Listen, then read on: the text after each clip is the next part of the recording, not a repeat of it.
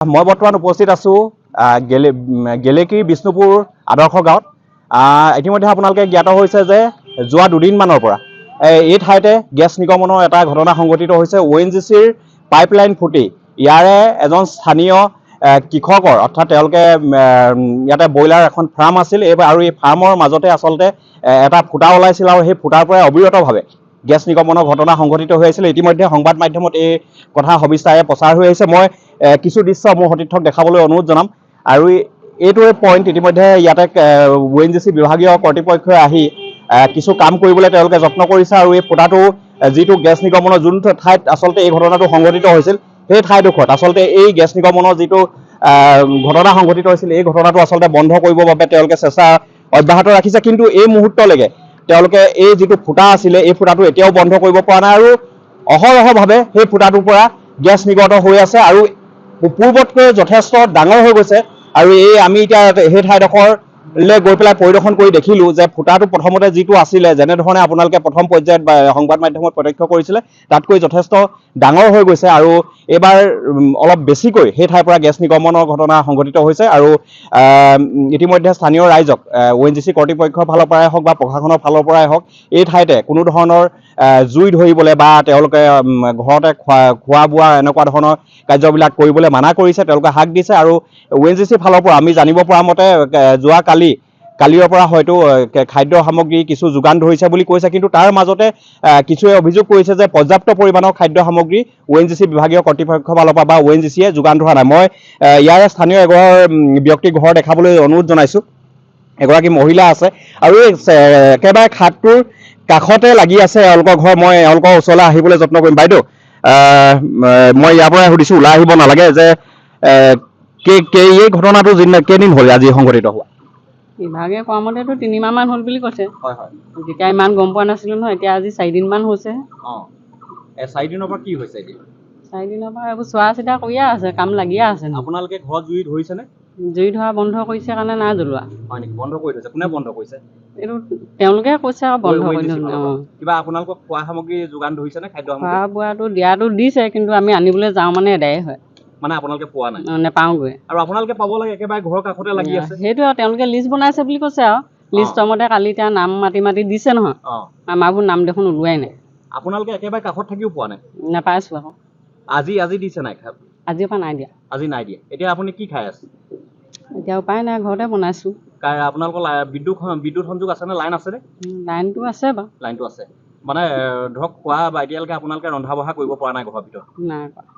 অসুবিধা হৈছে নহয় জানো? সেইটোৱে আৰু জ্বলাবলৈ মানা কৰিছে যেতিয়া নেকি আমাৰোতো ভয় লাগিছে জ্বলাবলৈ। সেইটো এটা নিৰ্দেশনা আছে যেতিয়া আপোনালোকে সেইটো মানি চলাটো ভাল। আৰু আজি এতিয়া নিদিয়ে বুলি কালিয়ে কৈ দিছে যেতিয়া নেকি জুই জ্বলাবই লাগিব, নহ'লে লৰাই হ'লেও কি খাব।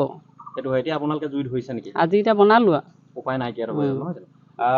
এগৰাকী স্থানীয় মহিলা আছিলে, তেওঁ ইতিমধ্যে ভাষ্য প্ৰদান কৰিছে যে তেওঁলোকক আচলতে ONGC কৰ্তৃপক্ষৰ ফালৰ পৰা হাক দিছিলে যে ঘৰত কোনো ধৰণৰ ৰন্ধা বঢ়া কাম কৰিব নালাগে, কাৰণ জুই ধৰিলে ইয়াৰ পৰা সমস্যা হ'ব পাৰে বা যিটো গেছ নিৰ্গমনৰ ঘটনা সংঘটিত হৈ আহিছে এই ঘটনাটোৰ পৰা এটা মানে ইয়াতে বিপদ হ'ব পাৰে বা অগ্নিসংযোগ হ'ব পাৰে, এনেকুৱা ধৰণৰ বহু কথা লক্ষ্য ৰাখি ONGC কৰ্তৃপক্ষৰ ফালৰ পৰা আচলতে কোৱা হৈছিলে যে খাদ্য সামগ্ৰী তেওঁলোকক যোগান ধৰিব। কিন্তু এতিয়া আমি আহি গম পালোঁ যে এই মহিলাগৰাকীয়ে কৈছে যে খাদ্য সামগ্ৰী দিছে হয়, কিন্তু এওঁলোকে একেবাৰে কাষতে ছাইডটোৰ কাষতে লাগি থকা এগৰাকী ব্যক্তিৰ ঘৰত আমি দেখালোঁ, একেবাৰে দৰিদ্ৰ সীমাৰেখাৰ তলত বসবাস কৰা এগৰাকী ব্যক্তিৰ ঘৰ দেখালোঁ। আৰু এওঁলোকে কৈছে যে এওঁলোকে পৰ্যাপ্ত যি খাদ্য সামগ্ৰী পাব লাগিছিলে নাই পোৱা, অৰ্থাৎ তেওঁলোকে সেই খাদ্য সামগ্ৰী বিতৰণ কৰিছে কিন্তু এওঁলোক গৈ পোৱাৰ আগতে শেষ হৈ গৈছে বুলি কৈছে। এইটো কিন্তু কোনো কাৰণতে ভাল কথা হ'ব নোৱাৰে, কাৰণ আচলতে আটাইতকৈ ইয়াৰ ছাইডটোৰ কাষতে লাগি থকা ব্যক্তিসকলৰ ঘৰে ঘৰে গৈ পেলাই আচলতে ONGC কৰ্তৃপক্ষই এই খাদ্য সামগ্ৰীসমূহ আচলতে বিতৰণ কৰিব লাগে। তাকে নকৰি একে ঠাইতে আহি তেওঁলোকে বিতৰণ কৰিছে বুলি কৈছে। এইটো কেতিয়াও নিয়ম অনুসৰি হ'ব নোৱাৰে, কাৰণ এওঁলোকৰ এটা পৰিয়াল আছে, এওঁলোকৰ ল'ৰা ছোৱালী আছে। কাৰণ এওঁলোকে যদি নাখায় কেনেকৈ জীয়াই থাকিব? 2-3 দিন নোখোৱাকৈ কেনেধৰণে জীয়াই থাকিব?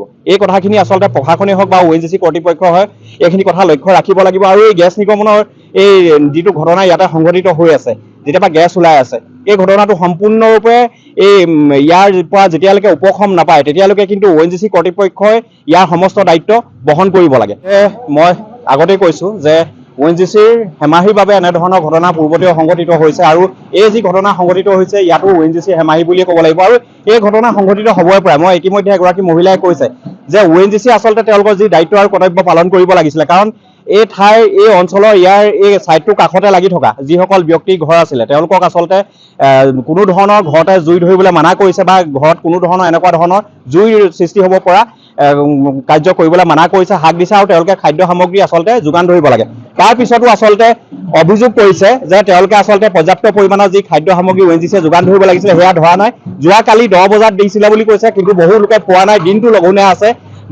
ল'ৰা ছোৱালী কেঁচুৱা ল'ৰা ছোৱালী লঘোণত আছে, ঘৰৰ জ্যেষ্ঠসকল লঘোণত আছে। আজিও এই সময়লৈকে ONGC ফালৰ পৰা কোনো ধৰণৰ খাদ্য সামগ্ৰী যোগান ধৰা নাই। মোৰ ইয়াতে কিছু যুৱক আছে, মই যুৱকসকলৰ পৰা জানিব বিচাৰিম, কাৰণ এওঁলোকৰ ঘৰ ইয়াৰ একেবাৰে কাষতে লাগি আছে।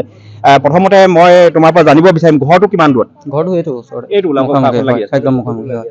ONGCয়ে তোমালোকক ঘৰত ৰন্ধা বঢ়া কৰিবলৈ মানা কৰিছে? ৰন্ধা বঢ়া কৰিব মানা কৰিছে, হয়। হয়, তাৰপিছত তেওঁলোকে খাদ্য সামগ্ৰী যোগান ধৰিছে? তেওঁলোকে খাদ্য সামগ্ৰী 2 দিনৰ কাৰণে যোগান ধৰিলে, কিন্তু আজিৰ পৰা তেওঁলোকে এইটো এনাউন্স কৰিছে যে খাদ্য সামগ্ৰী যোগান ধৰা নহয়, যাৰ কাৰণে আমাৰ অকণমান অসুবিধাৰ সৃষ্টি হ'ব, কাৰণ তেওঁলোকে জুই জ্বলাব মানা কৰিছে। আমাৰ জুই জ্বলাবলৈ আমি ভয় খাই আছোঁ, আৰু মেইনলি কজ এইটো হৈছে যে তেওঁলোকে এতিয়ালৈকে ইয়াত কি চলি আছে তাৰ বিষয়ে প্ৰপাৰ ইনফৰ্মেশ্যন আমাক দিয়া নাই এতিয়ালৈকে।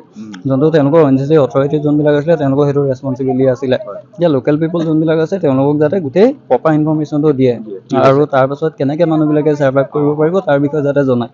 কিন্তু এতিয়ালৈকে তেওঁলোকে তেনেকুৱা একো ষ্টেপ লোৱা দেখা নাই। কি গেছ নে কি কৰিব লাগিব, কি কৰিব তেনেকুৱা একো কোৱা নাই। তো আমাৰ লোকেল পিপলবিলাকে ওচৰ পাজৰ যিমানবিলাক মানুহ আছে তেওঁলোকে কেনেকৈ ধৰণে ছাৰ্ভাইভ কৰিব, কি ষ্টেপ ল'ব লাগিব একো জনোৱা নাই।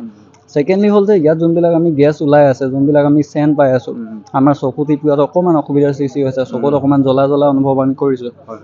তেওঁলোকৰ সেইটো কাৰণে আমি ভাবিছোঁ যে অলপমান মেডিকেল কেম্পৰ আমাৰ প্ৰয়োজন, কাৰণ আমাৰ মানুহবিলাকৰ আমাৰ ফিজিকেলি আমি অকণমান উইক ফিল কৰি আছোঁ, মেডিকেল কেম্পৰ প্ৰয়োজন। তাৰ তেনেকুৱা একো ষ্টেপ লোৱা দেখা নাই। তো সেইটো কাৰণে আমি আমাৰ গাঁৱৰ মানুহবিলাকে এটা সিদ্ধান্ত লৈছোঁ, আমি অলপ আলোচনা কৰিছোঁ যে আমাৰ এইবিলাকৰ বিষয়ে আমি তেওঁলোকৰ লগত অথৰিটিৰ লগত আমি পাতিম, আৰু তেওঁলোকে সকলোবিলাক কাম যাতে সুচাৰুৰূপে কৰে। আমাৰ অথৰিটিবিলাকলৈ সেইটোৱে ৰিকুৱেষ্ট। ইতিমধ্যে এখেতে কৈছে যে 2 দিনৰ কাৰণে খাদ্য সামগ্ৰী যোগান ধৰিছিলে, কিছু লোকে পালে, কিছুৱে নাই পোৱা। তাৰপিছত আচলতে ONGC কৰ্তৃপক্ষৰ ফালৰ পৰা এই কথাটো নিশ্চিত কৰা নাই আচলতে ইয়াতে কেনেধৰণৰ গেছ ইয়াৰ পৰা নিৰ্গত হৈছে, এই কথাটো ইয়াৰ স্থানীয় ৰাইজক জনোৱা নাই, যাৰ কাৰণে আচলতে তেওঁলোকে কেনেধৰণৰ সতৰ্কতামূলক ব্যৱস্থাপনা গ্ৰহণ কৰিব লাগিব এই বিষয়টো জনোৱা নাই। আৰু ONGC কৰ্তৃপক্ষৰ ফালৰ পৰা আচলতে এইটো এটা ডাঙৰ হেমাহি বুলি ক'ব লাগিব। আচলতে কি হৈছে, এই ঠাইত আচলতে পানীয়ে ওলাইছে নে গেছেই ওলাইছে, এই কথাটো আচলতে স্থানীয় ৰাইজক অৱগত কৰা নাই বুলি কৈছে, আৰু যাৰ কাৰণে এটা ডাঙৰ সমস্যা ইতিমধ্যে সৃষ্টি হৈছে। আচলতে ৰাইজে ইয়াৰ মাজত আতংকিত হৈ আছে, আচলতে ইয়াতে কি গেছ উৎপন্ন হৈছে। আৰু লগতে যুৱকজনে এটা কথা কৈছে যে ইয়াতে তেওঁলোকে যেতিয়াৰ পৰা গেছ ইয়াৰ পৰা নিৰ্গত হৈছে তেতিয়াৰ পৰা তেওঁলোকৰ চকুত কিছু জ্বলা পোৰা এনেকুৱা ধৰণৰ অনুভৱ কৰিছোঁ বুলি কৈছে। আৰু এইটো হ'ব যদি আচলতে মাৰাত্মক গেছ হয় তেতিয়াহ'লে ই এটা ভয়ংকৰ পৰিস্থিতিৰ সৃষ্টি কৰিব পাৰে, বা এনেকুৱা ছালৰ বা অন্যান্য হাওঁফাওঁ জাতীয় এনেকুৱা আমাৰ শৰীৰৰ কিছু ক্ষতি হ'ব পাৰে। গতিকে ইয়াৰ কাৰণে পৰ্যাপ্ত যি স্বাস্থ্য ব্যৱস্থা, যাৰ স্বাস্থ্য সুস্থ হৈ থাকিবৰ বাবে যিসমূহ ব্যৱস্থা আচলতে গ্ৰহণ কৰিব লাগে, এটা মেডিকেল কেম্প ইয়াতে অতি সোনকালে প্ৰয়োজন আছিল, কিন্তু এই বিষয়খিনি ONGC ফালৰ পৰা এই মুহূৰ্তলৈকে গ্ৰহণ কৰা নাই। পৰৱৰ্তী সময়ত আচলতে তেওঁলোকে কেনেকুৱা ধৰণৰ ব্যৱস্থা গ্ৰহণ কৰিব সেয়া লক্ষণীয় হ'ব, কিন্তু এই মুহূৰ্তলৈকে ক'ব লাগিব আমি এই বাতৰি সংগ্ৰহ কৰা এই মুহূৰ্তলৈকে কিন্তু গেছ নিৰ্গমনৰ যি ঘটনা সংঘটিত হৈছিলে ই কিন্তু বাঢ়ি হৈ গৈছে, গেছটো ওলোৱা ঠাইডোখৰ ডাঙৰ হৈ গৈছে, কিন্তু ইয়াৰ পৰা এই মুহূৰ্তলৈকে ONGC কৰ্তৃপক্ষৰ ফালৰ পৰা তেওঁলোকে চেষ্টা কৰি আছে, কিন্তু গেছৰ নিৰ্গমনৰ যিটো ঘটনা এইটো বন্ধ কৰিবলৈ এই মুহূৰ্তলৈকে সক্ষম হোৱা নাই। যিকোনো খবৰৰ বাবে যোগাযোগ কৰক আমাৰ এই নম্বৰত 9181 307 2221।